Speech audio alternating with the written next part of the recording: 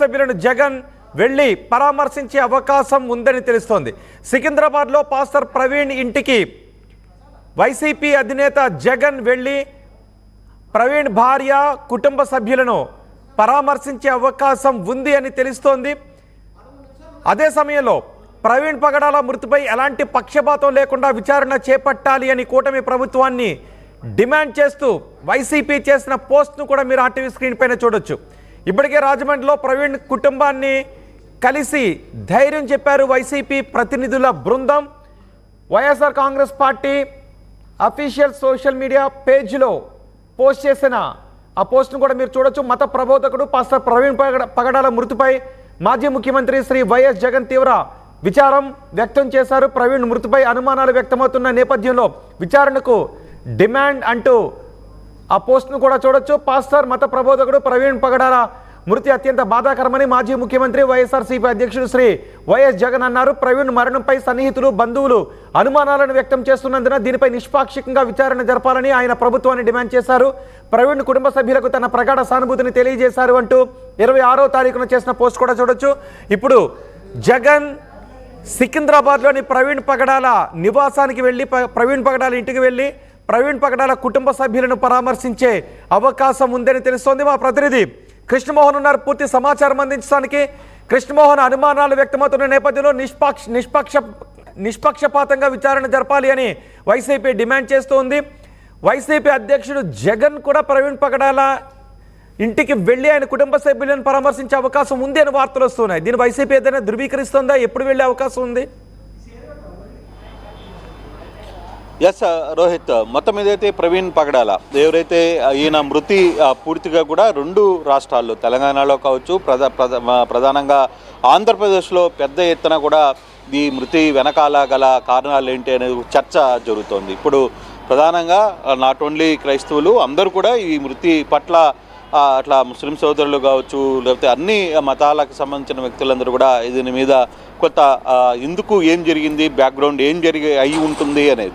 అయితే ఇప్పటి వరకు కూడా ఆహారంలో పోలీసులు పూర్తిగా కూడా అది విఫలం చెందారు అనేది చాలా క్లియర్గా మనం చెప్పాల్సిన పరిస్థితి అయితే వస్తుంది. కారణం ఏంటంటే ఇప్పుడు వరకు కూడా ఈరోజు ఉదయం కూడా మహాసేన రాజేష్ లాంటి అధికార పార్టీలో ఉన్న కూటమి సభ్యుల్లో కీలకంగా ఉన్న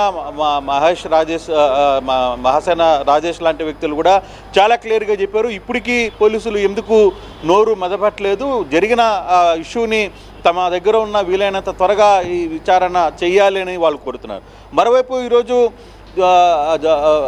వైసీపీ కూడా చాలా క్లియర్గా రెస్పాండ్ అయింది. ఈరోజు జరిగిన పరిస్థితుల మీద కొన్ని ఆరోపణలు వస్తున్నప్పుడు నిష్పక్షపాతంగా దీని మీద విచారణ జరిపించి తీరాలి అనేది వైసీపీ పార్టీ కూడా డిమాండ్ చేస్తున్న నేపథ్యం. ఇది కొంత రాజకీయ రంగు పులుపుకునే పరిస్థితి కూడా చాలా స్పష్టంగా కనపడుతున్న నేపథ్యంలో అయితే ఇప్పుడు వరకు కూడా నిన్న ఆయన అంత్యక్రియలు కూడా సికింద్రాబాద్లో పూర్తయిన తర్వాత ఇంకా ఆ వేడైతే చల్లారలా, ఇంకా చాలా ఇష్యూస్ను ఒక్కొక్క కోణంలో తెర మీదకి వస్తున్న పరిస్థితి.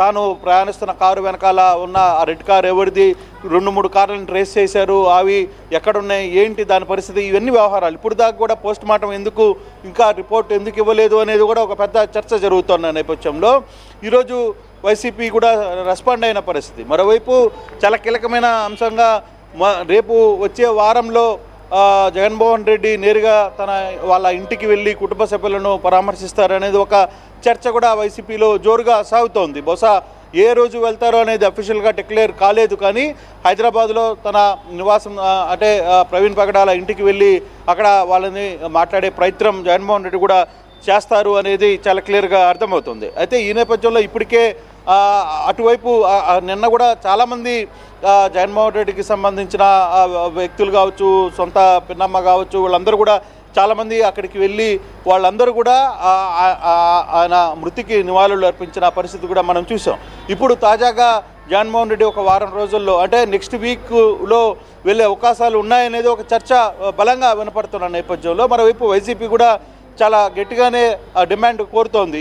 ఈ మృతి పట్ల అసలు నిష్పక్షపాతంగా జరిగిన వైసీపీ ఏమైనా అనుమానాలు వ్యక్తం చేస్తుందా, లేదంటే కృష్ణమోహన్ వైసీపీ ఏమైనా అనుమానాలు వ్యక్తం చేస్తుందా, లేదంటే ఇప్పటికే క్రైస్తవులు వ్యక్తం చేస్తున్న అనుమానాలపైనే విచారణ జరపాలి అని డిమాండ్ చేస్తుందా? అంటే వైసీపీ అయితే ఎక్కడ పలాంది జరుగుంటుందనేది ఎక్కడా మాట్లాడాల. కాకపోతే ప్రజల నుంచి డిమాండ్, క్రైస్తవుల నుంచి కావచ్చు, లేకపోతే ఆయన తెలిసిన సన్నిహితులు కావచ్చు, వాళ్ళందరి నుంచి పెద్ద ఎత్తున డిమాండ్ వస్తున్న నేపథ్యంలో అన్ని పార్టీల్లో కూడా క్రైస్తవులు ఉంటారు రోహిత్.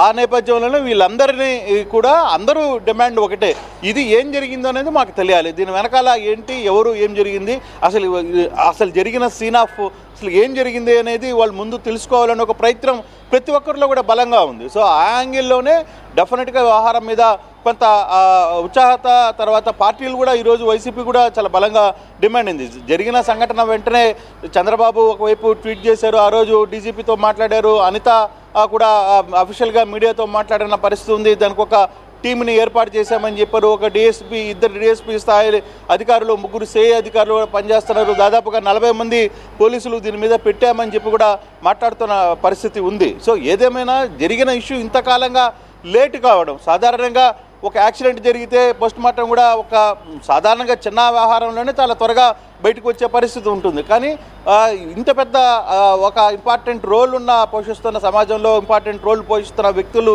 జరిగినప్పుడు దాని వెనకాల కొంత అనుమానాలు ఉన్నప్పుడు పోలీసులు ఎందుకు డిలే చేస్తున్నారు అనేది ఇప్పుడు పెద్ద ప్రశ్న. ఇది కేవలం మన ప్రశ్న ఒకటే కాదు, చాలా మంది ఇదే ప్రశ్నని.